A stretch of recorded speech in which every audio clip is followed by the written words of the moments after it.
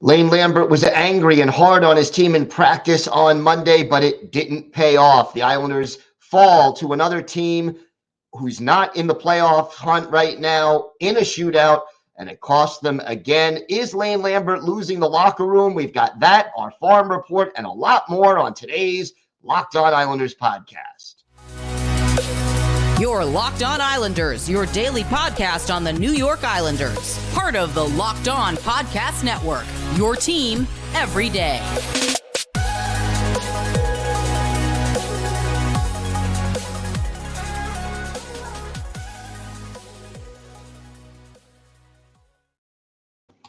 And welcome, everybody, to the Wednesday edition of the Locked On Islanders podcast, part of the Locked On Podcast Network, your team every day. Gil Martin, so glad you could be with us today and be part of the Locked On Islanders family. And thank you for making Locked On Islanders your first listen every day. We are free and available on all platforms. This episode is brought to you by FanDuel Sportsbook, official sportsbook of Locked On. Make every moment more. Visit FanDuel.com/LockedOn today to get started. Lots to discuss after another disappointing loss, this one in a shootout. But first, if there's something Islanders related on your mind, if you have a question, a comment, maybe a topic you'd like us to talk about on a future episode, feel free to send us an email. The email address, lockedonislanders@gmail.com. And if you leave your first name and where you're from, we're happy to mention you on the show when we discuss whatever it is that's on your mind. You can also follow the show on Twitter at Locked On Isles, and you can follow me, Gil Martin, on Twitter at Ice Wars, NYRVSNYI.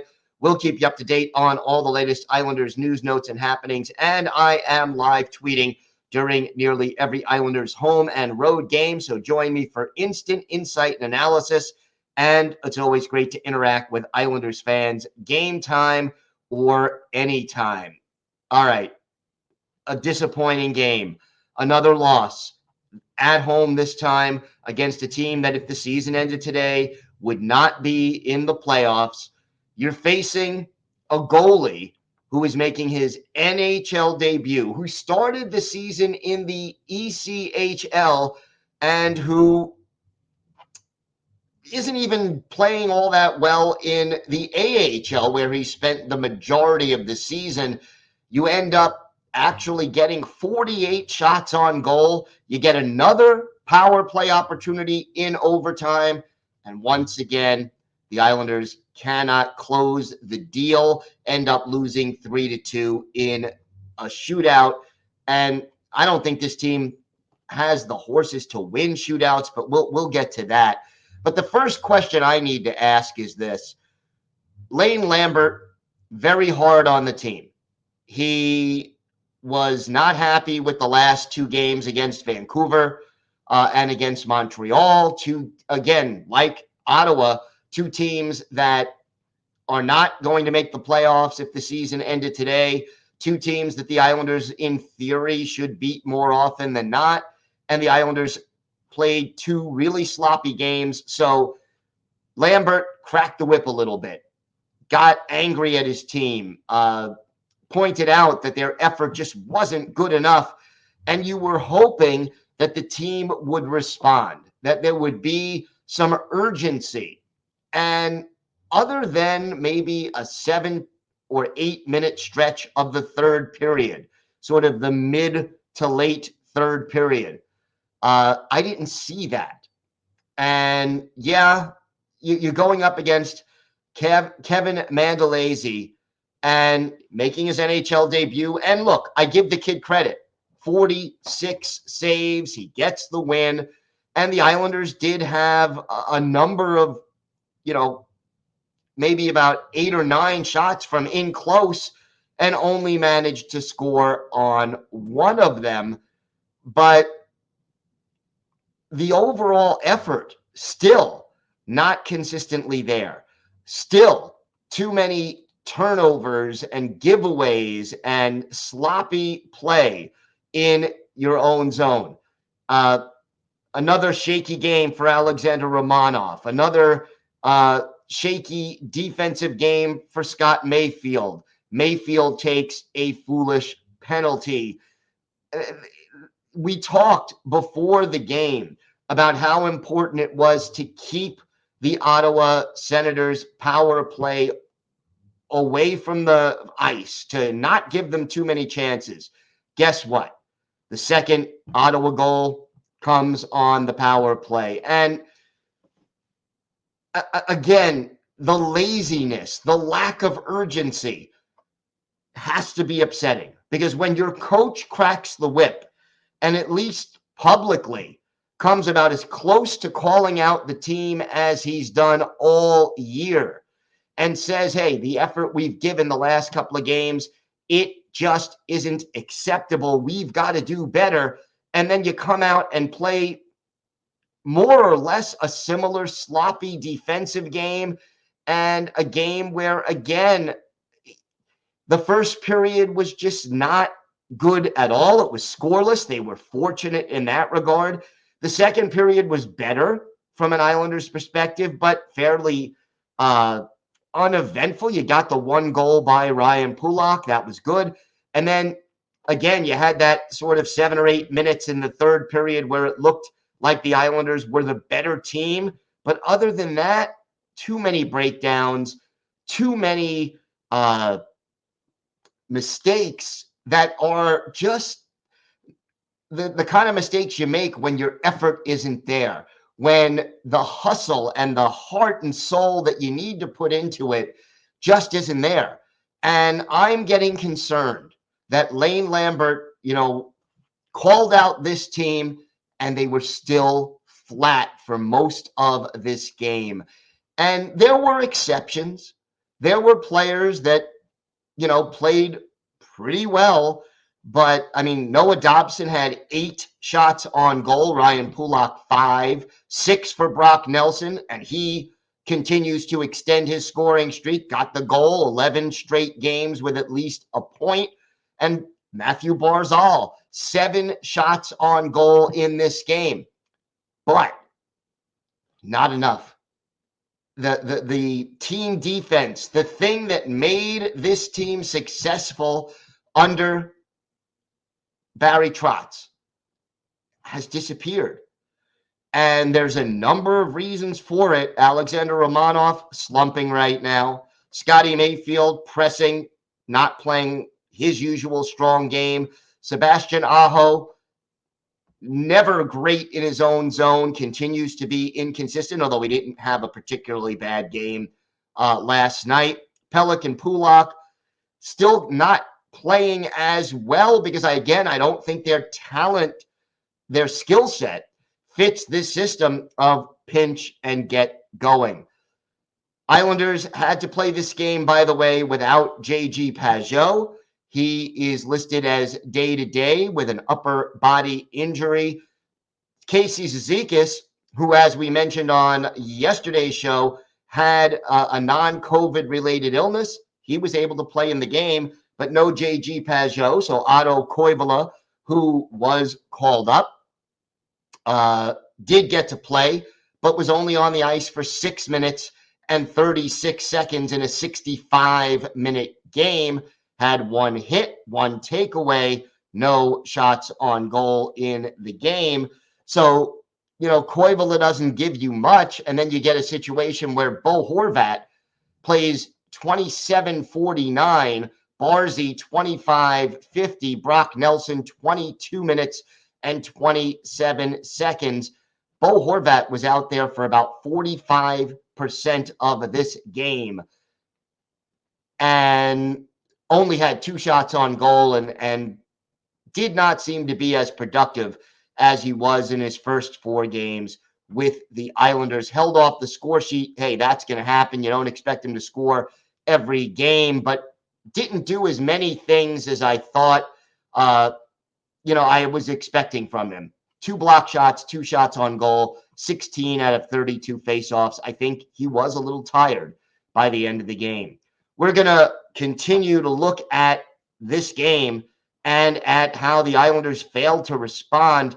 We'll have our unsung hero of the game. We'll have our go to the game. And we have our weekly farm report. So lots more to get to on this episode of the Locked On Islanders podcast. Today's episode is brought to you by your friends at FanDuel. The midway point of the NBA season is here, and now is the perfect time to download FanDuel, America's #1 sportsbook, because new customers get a no-sweat first bet up to $1,000. That's bonus bets back if your first bet doesn't win. Just download the FanDuel Sportsbook app. It's safe, secure, and super easy to use. Then you can bet on everything from the money line to point scorers and threes drained. And look, Islander fans, head over to FanDuel, check out the line on the Islanders as they return to action on Friday. Plus, FanDuel even lets you combine your bets for a chance at a bigger payout with a same-game parlay. So don't miss the chance to get your no-sweat first bet up to $1,000 in bonus bets when you go to FanDuel.com/lockedon. That's FanDuel.com/lockedon to learn more. Make every moment more with FanDuel, official sports betting partner of the NBA.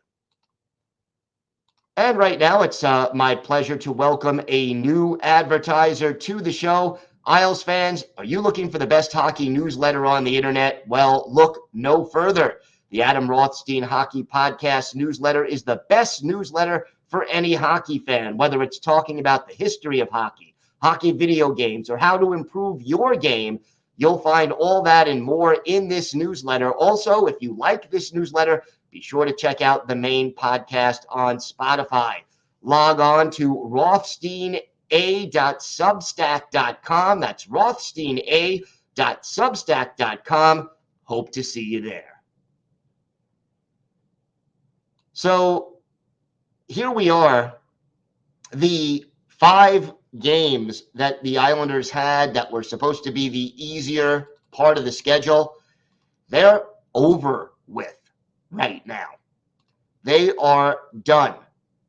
And they beat Philly, beat Seattle, and then lost to Vancouver, Montreal, and Ottawa.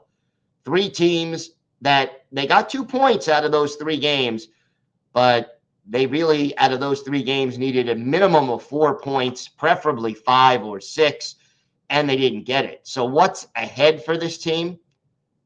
Well, try this. Friday, home against Pittsburgh. Saturday, in Boston. Monday, at Pittsburgh. And then Winnipeg, LA, at Winnipeg, at Minnesota. That takes you through the end of February. And basically, that's 7 games against 7 teams that are already in the playoff hunt and would make the playoffs if it ends. Now, 2 games against Pittsburgh. There's nothing going to be more critical than those 2 games against Pittsburgh because, boy, this team, that's one of the teams they're fighting for a playoff spot. At least the Capitals lost in regulation last night, but the Islanders are going to need to really get 4 points in those 2 games against the Penguins and not even win them in a shootout or an overtime. You want to win them in regulation. Unsung hero of the game, let's go with Brock Nelson. Nelson with a goal. Nelson continuing to play well. And you know what? For some good news, let's say this. That power play goal by Brock Nelson was a good one because it was almost a mirror image of the goal that Brady Tkachuk scored for Ottawa 3.5 minutes earlier. And to see the Islanders power play respond and sort of watch what the other team did and actually kind of do it, that was a good thing as far as I could see. Now, in overtime, again, you get another opportunity on the power play. So it's 4-on-3. And the Islanders, again, on the perimeter, not creating quality scoring chances, letting the perfect get in the way of the good, and just unable to convert in a situation where, again, the game, the season, so many things on the line, and the Islanders power play could not quite get it done. But Brock Nelson, the unsung hero of this game. Go to the game. Boy, this one is tough. a lot of players who certainly could qualify, but oh boy, I'll tell you, I am going to go for the GOAT of the game. I'm going to go with Scotty Mayfield, who played 17 minutes, took a foolish penalty, and just, again, too many defensive mistakes, positionally unsound, and it's just frustrating to watch. And then shootouts. Again, you're going up against a goalie making his NHL debut. You are going up against a guy who started the season in the ECHL. And even then, the Islanders could not win in a shootout. They've got to practice the shootout. They've got to make the shootout their own thing. They have got to find a way to take advantage of opportunities, because you know what? They're now 0-4 this season in shootouts. You win 3 of those 4 games, that's 3 extra points in the standings. 3 extra points in the standings. Do you know what that does? If you add 3 points, it passes you pass Pittsburgh, you pass Washington. You're in a better position for the playoffs if you win, 3 of those 4 games. It isn't rocket science. It's something this team needs to be better at. And again, the power play, shootouts, defensive positioning, we're seeing the same mistakes being made consistently by this team.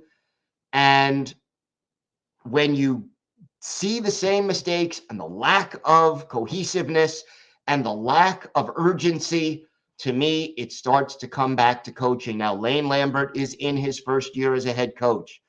I am willing to let him finish the season and see if the team improves, see if the team responds, see if he adjusts.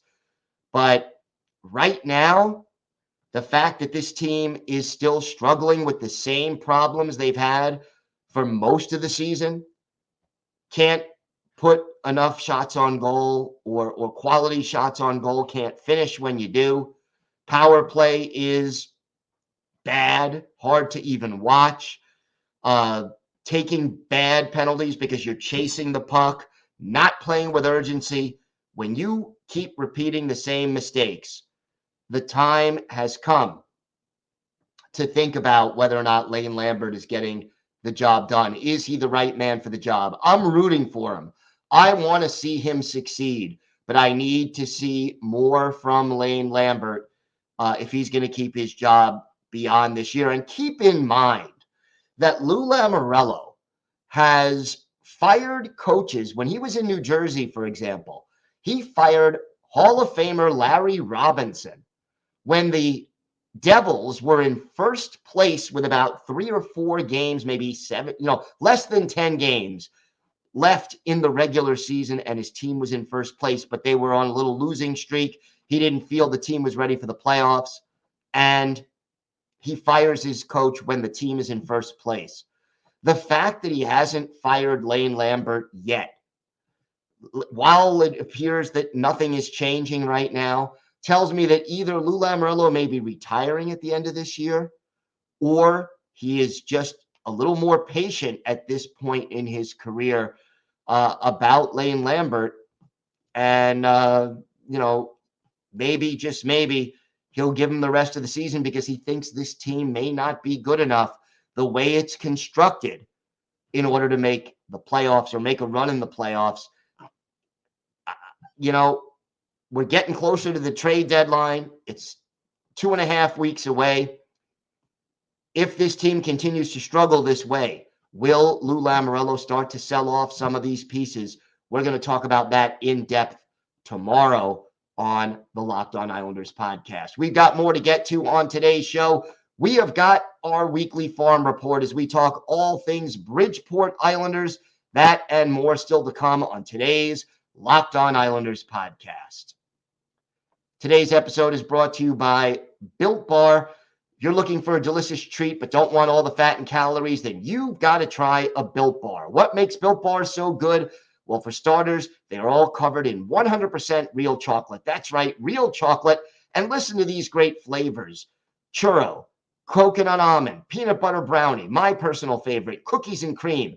And even though they taste great, the macros are amazing. Only 130 calories on average per bar, just 4 grams of sugar, but they pack 17 grams of protein. Now, you can still go to built.com and order a box, but if you want one right away, you can head over to Walmart or Sam's Club and pick up a box. So, double chocolate, coconut puff, cookies and cream, you can pick them all up at Walmart or at Sam's Club. So, check it out. Built Bar, the best tasting candy bar, the protein bar that tastes like a candy bar. Time now for our weekly farm report as we talk all things Bridgeport Islanders. And Bridgeport only played one game last weekend.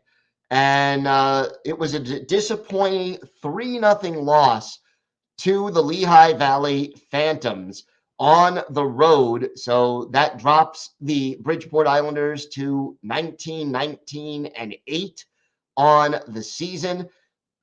Bridgeport, struggling, only managed 15 shots on goal and only 5 in the last 40 minutes of the game. So 10 shots on goal in the first period and then 5 total in the second and third. 2 goals for Elliot Denoyers of the Lehigh Valley Phantoms, and just not enough of an effort.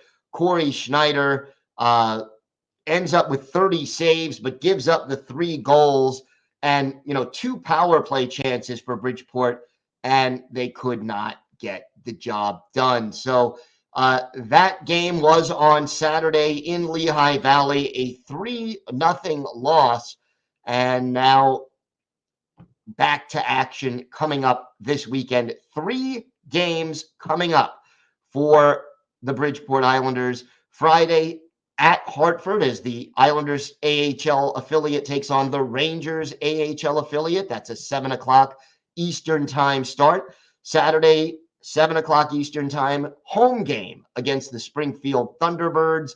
And then Sunday, a road trip, 3:05 Eastern time, a matinee at the Wilkes-Barre Scranton Penguins. So, you look at the standings right now.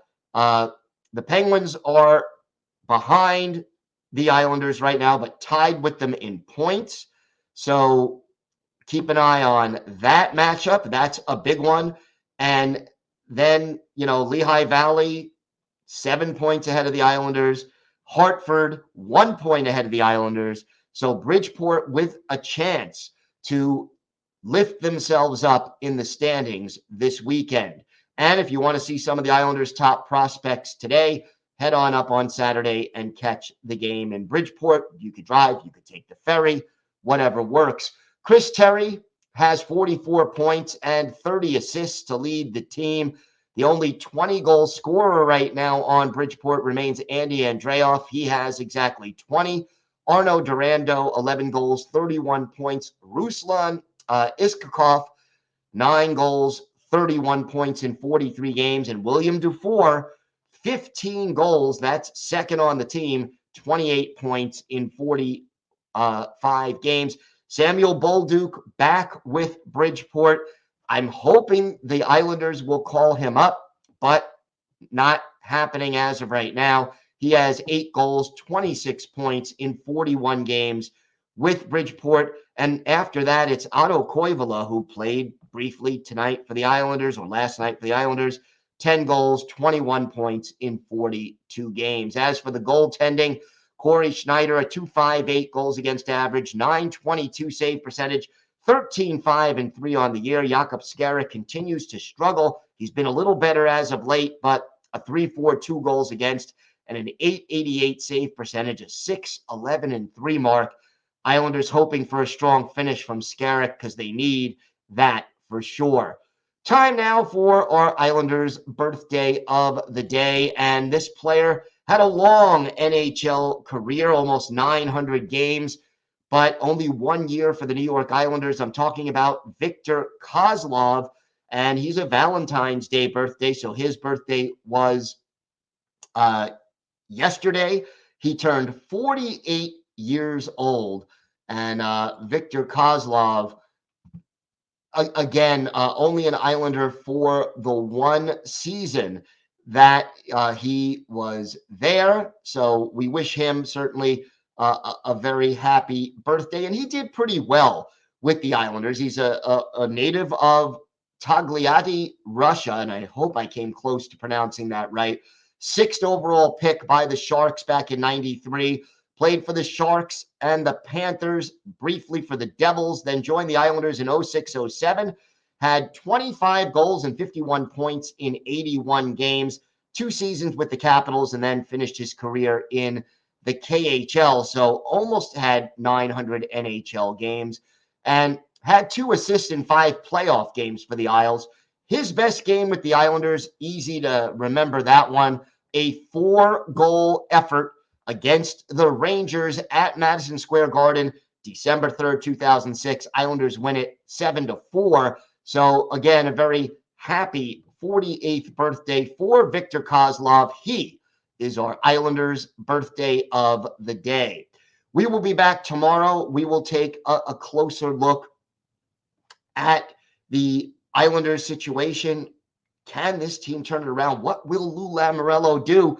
I'm really beginning to believe that selling at the deadline is looking like more and more of a possibility, but we'll break it all down for you on tomorrow's show. Until then, hope everyone had a great Valentine's Day. Have a great day, everybody. Stay safe. And of course, let's go Islanders.